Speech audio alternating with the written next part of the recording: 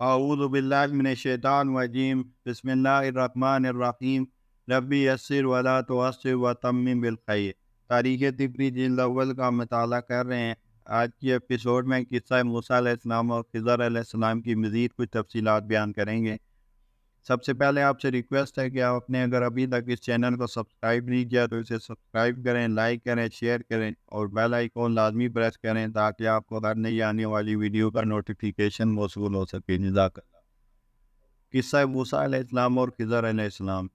حضرت سعید بن جبیر رضی اللہ عنہ سے مروی ہے کہ میں ابن عباس رضی اللہ عنہ کے پاس بیٹھا ہوا تھا اور وہاں چند یہودی بھی موجود تھے، تو کسی یہودی نے کہا کہ اے ابن عباس، لوگ بن کعب سے نقل کرتے ہوئے کہا ہے کہ جو موسیٰ علم کی طلب میں سفر پر گئے وہ موسیٰ بن منشا تھے، نہ کہ موسیٰ علیہ السلام بن عمران۔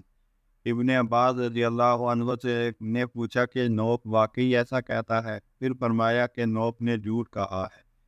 اس کے بعد ابن عباس نے حدیث بیان کی کہ مجھے ابی بن کعب نے رسول اللہ صلی اللہ علیہ وسلم کے حوالے سے بتایا کہ بنی اسرائیل کے نبی موسیٰ علیہ السلام نے اللہ تعالیٰ سے پوچھا کہ اے اللہ، اگر زمین میں کوئی شخص مجھ سے بڑا عالم ہے تو مجھے اس کا پتہ بتا دیجیے۔ اللہ نے فرمایا کہ ہاں، میرے بندوں میں سے ایک بندہ جو آپ سے بڑا عالم ہے، اور پھر ایک جگہ بتائی اور اس سے ملاقات کرنے کی اجازت دے دی۔ موسیٰ علیہ السلام اپنے ساتھ ایک نوجوان کو لے کر چلے اور آپ کے پاس ایک بھنی ہوئی مچھلی بھی تھی۔ آپ سے کہا گیا کہ جہاں یہ مچھلی زندہ ہو جائے وہاں آپ کا مطلوبہ ساتھی آپ کو مل جائے گا۔ موسیٰ علیہ السلام اپنے غلام کے ساتھ مچھلی لے کر چلتے رہے یہاں تک کہ ایک چٹان پر پہنچے جہاں ایک چشمہ تھا جس کا نام آب حیات تھا۔ اس کی خصوصیت یہ تھی کہ جو اس کا پانی پی لیتا وہ ہمیشہ زندہ رہتا، اور اگر وہ پانی کسی مردہ پر پڑتا تو وہ زندہ ہو جاتا۔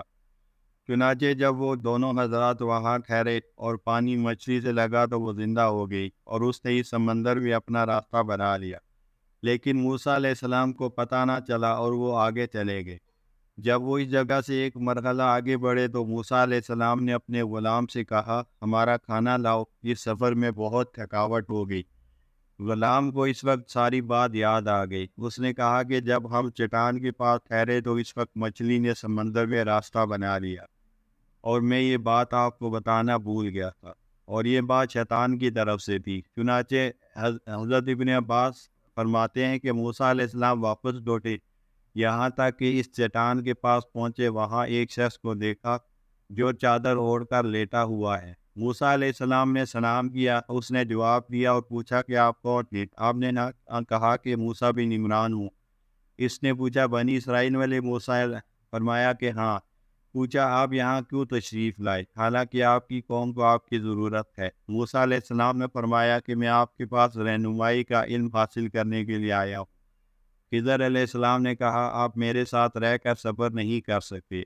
اس کی وجہ یہ تھی کہ خضر علیہ السلام کو اللہ تعالیٰ نے کچھ غیب کی باتیں بھی بتائی تھی۔ موسیٰ علیہ السلام نے کہا، کیوں نہیں، میں آپ کے ساتھ صبر کروں گا۔ خضر علیہ السلام نے کہا، آپ اس چیز پر کیسے صبر کر سکتے ہیں جس کی پوری حقیقت کا آپ کو علم ہی نہیں؟ حضرت موسیٰ علیہ السلام نے عرض کیا کہ انشاءاللہ آپ مجھے صبر کرنے والوں میں پائیں گے، اور میں آپ کے حکم کی نافرمانی نہیں کروں گا اگرچہ مجھے ایسی بات نظر آ جائے جو میری طبیعت کے مخالف ہو۔ خضر نے کہا، اگر آپ میرے پیچھے چلنا چاہتے ہیں تو مجھ سے کسی چیز کے بارے میں سوال نہ کیجیے گا یہاں تک کہ میں خود اس کی حقیقت آپ کو بتاؤں۔ پھر دونوں سمندر کے کنارے چل پڑے، لوگوں سے ملتے رہے اور کشتی وغیرہ تلاش کر رہے تھے۔ اچانک ان کے پاس سے مضبوط اور نئی کشتی گزری۔ اس سے پہلے ان کے پاس سے ایسی مضبوط اور خوبصورت کشتی نہیں گزری تھی۔ انہوں نے کشتی والے سے درخواست کی کہ ہمیں بھی سوار کرے۔ انہوں نے ان دونوں کو سوار کر لیا۔ جب دونوں کنارے کے قریب ہو گئے اور حادثے وغیرہ سے مطمئن ہو گئے تو خضر علیہ السلام نے اس کا ایک تختہ نکالا اور اسے کنارے پر لگے ہوئے ایک تختے سے مار کر نکال دیا، پھر اس پر تختے رکھ کر جوڑنے لگے۔ اس عمل کی وجہ سے کشتی کی خوبصورتی میں کمی واقع ہو گئی۔ یہ دیکھ کر موسیٰ علیہ السلام نے فرمایا کہ اس سے زیادہ نامناسب کام کیا ہوگا کہ آپ نے اس کا تختہ نکالا تاکہ کشتی والے غرق ہو جائیں۔ یہ تو بہت نامناسب فعل ہے۔ یعنی انہوں نے ہمیں سوار کیا اور اپنی کشتی میں ٹھکانہ دیا، اور سمندر میں اس جیسی کوئی کشتی بھی نہیں۔ پھر آپ نے اسے کیوں پھاڑ ڈالا؟ خضر علیہ السلام نے فرمایا میں نے تمہیں کہا تھا تم میرے ساتھ صبر نہیں کر سکو گے۔ موسیٰ علیہ السلام نے عرض کیا بھول کی وجہ سے جو مجھ سے وعدہ خلافی ہوئی آپ مجھے اس پر معاف فرما دیجیے اور اس پر میرا مواخذہ نہ کیجیے اور میرے معاملے میں تنگی پیدا نہ کیجیے۔ پھر دونوں کشتی سے نکل آئے اور چلتے رہے یہاں تک کہ ایک بستی میں پہنچے۔ وہاں کچھ لڑکے کھیل رہے تھے، ان میں ایک لڑکا ایسا تھا جو ان سب سے زیادہ ذہین، مالدار اور خوبصورت معلوم ہوتا تھا۔ خضر علیہ السلام نے اسے پکڑا اور ایک پتھر لے کر اس کے سر پر مارا، جس کی وجہ سے اس کے سر پر شدید چوٹ لگی اور وہ مر گیا۔ موسیٰ علیہ السلام نے جب اس نامناسب کام کو دیکھا کہ ایک بچے کو کسی جرم اور غلطی کے بغیر قتل کر دیا تو وہ صبر نہ کر سکی اور کہا کہ آپ نے ایک معصوم اور بے گناہ جان کو بلا وجہ قتل کر ڈالا، آپ نے بہت ہی عجیب کام کیا۔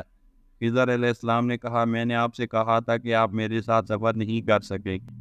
یہ سن کر موسیٰ علیہ السلام نے فرمایا اگر اس کے بعد میں کسی چیز کے بارے میں آپ سے سوال کروں تو آپ میرے ساتھ چھوڑ دیجیے گا۔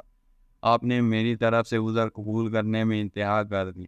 پھر دونوں چل پڑے یہاں تک کہ ایک بستی میں پہنچے اور بستی والوں سے کھانا مانگا، انہوں نے انکار کر دیا۔ وہاں ایک دیوار تھی جو گرنے کے قریب تھی، خضر علیہ السلام نے بلا معاوضہ اسے درست کر دیا۔ موسیٰ علیہ السلام یہ دیکھ کر تنگ دل ہوئے اور فرمایا اگر آپ چاہتے تو اس پر اجرت لے سکتے تھے، یعنی ہم نے ان سے کھانا مانگا انہوں نے کھانا نہیں دیا، ہم نے ان سے رات یہاں ٹھہرنے کی اجازت مانگی انہوں نے یہ اجازت بھی نہیں دی، پھر بھی آپ نے بلا معاوضہ ان کا کام کر دیا، اگر آپ چاہتے تو آپ کو اس پر معاوضہ مل سکتا تھا۔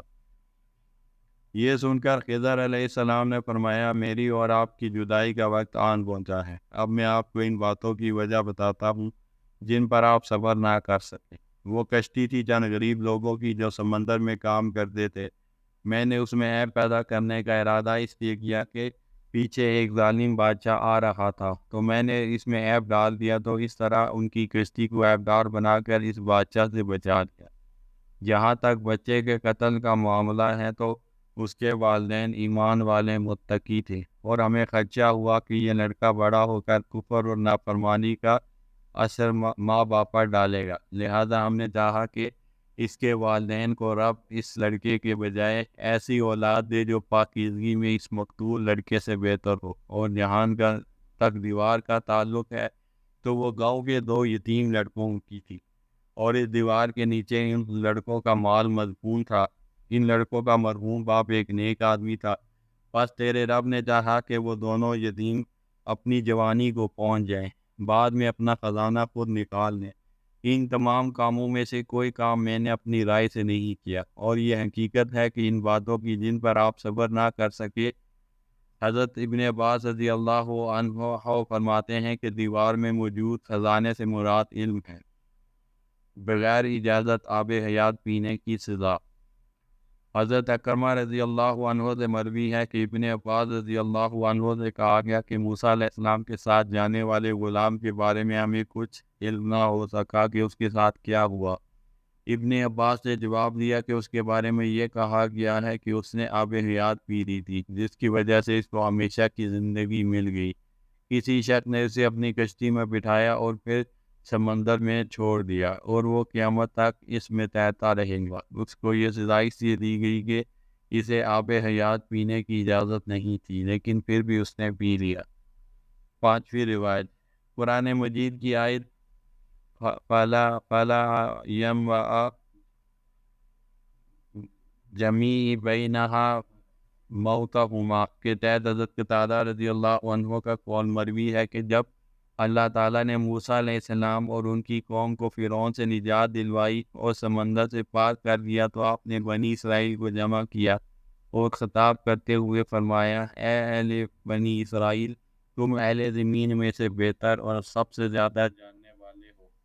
اللہ تعالیٰ نے تمہارے دشمن کو ہلاک کر دیا اور تمہیں سمندر پار کرایا اور تم پر تورات نازل فرمائی۔ آپ سے کہا گیا کہ ایک شخص یہاں پر ایسا بھی ہے جو آپ سے بڑا عالم ہے۔ یہ سن کر آپ اپنے غلام یوشع بن نون کو ساتھ لے کر اس کی تلاش میں چل پڑے۔ آپ نے اپنا کھانا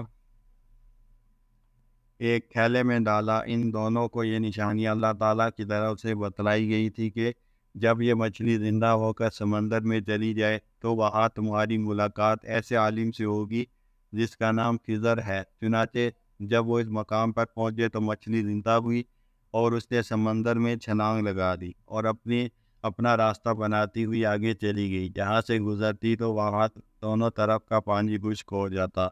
موسیٰ علیہ السلام اور ان کا غلام آگے چلتے رہے۔ اللہ تعالیٰ فرماتے ہیں کہ جب یہ دونوں اس مقام سے آگے نکل گئے تو موسیٰ علیہ السلام نے اپنے خادم سے کہا، ہمارا کھانا ہمارے پاس لا، ہم نے تو اس سفر میں بڑی تکلیف اٹھائی۔ خادم نے جواب دیا کہ آپ نے ملاحظہ بھی کیا کہ جب ہم اس چٹان کے پاس ٹھہرے تھے تو میں وہاں مچھلی رکھ کر بھول گیا اور مجھے یہ بات آپ کے سامنے ذکر کرنے سے شیطان نے بلا دیا۔ اس مچھلی نے عجیب طریقے سے سمندر میں اپنا راستہ بنایا۔ موسیٰ علیہ السلام نے کہا، یہ تو وہی جگہ ہے جسے ہم تلاش کر رہے تھے۔ پھر دونوں اپنے نشانے قدم ڈھونڈتے ہوئے واپس پلٹے۔ بس ان دونوں نے ہمارے بندوں میں سے ایک بندے کو پا لیا جس کو ہم نے اپنے پاس ایک خاص رحمت دی تھی۔ پھر ان دونوں کی ایک عالم خضر علیہ السلام سے ملاقات ہوئی۔ کہا جاتا ہے کہ خضر علیہ السلام کو خضر اس لیے کہا جاتا ہے کہ خضر کا مطلب ہے سبز۔ وہ ایک صاف جگہ پر بیٹھے تھے تو وہاں پر سبزہ اگایا تھا۔ موسیٰ علیہ السلام کا دو روایات کی روشنی میں یہ جتنی روایات ہم نے رسول اللہ صلی اللہ علیہ وسلم اور متقدمین اور اہل علم سے نقل کی ہیں، ان سب سے یہ معلوم ہوتا ہے کہ خضر موسیٰ علیہ السلام سے پہلے سے ان کے زمانے میں تھے، اور یہ بھی معلوم ہوا ہے کہ یہ قول غلط ہے کہ خضر علیہ السلام دراصل اور میان خلقیہ تھے، اس لیے کہ اور میاں وقت نصر کے دور میں تھا، اور موسیٰ علیہ السلام اور وقت نصر کے دور میں اتنا زیادہ فاصلہ ہے کہ مورخین کے لیے ان دونوں کو واضح طور پر الگ زمانہ قرار دینا کچھ مشکل نہیں۔ اس لیے ہم نے وقت نصر کے حالات پہلے ذکر کیے کیونکہ وہ افریدون نامی بادشاہ کے دور میں گزرا ہے۔ موسیٰ علیہ السلام اور ان کے خادم کے واقعات منوچر نامی بادشاہ کے دور میں ہوئے، اس لیے کہ موسیٰ علیہ السلام کو منوچر کے دور میں نبوت سے سرفراز کیا گیا تھا، اور منوچر افریدون کا پوتا ہے۔ ہم نے حضرت ابراہیم علیہ السلام سے لے کر حضرت خضر علیہ السلام تک جتنے واقعات ذکر کیے ہیں، یہ بیوراسب نامی بادشاہ سے لے کر افریدون بادشاہ تک یہ واقعات ہیں۔ اس سے پہلے ہم دونوں کی عمر حکومت کی وسعت اور مدت حکومت بیان کر چکے ہیں۔ واقعہ دعوانا الحمدللہ رب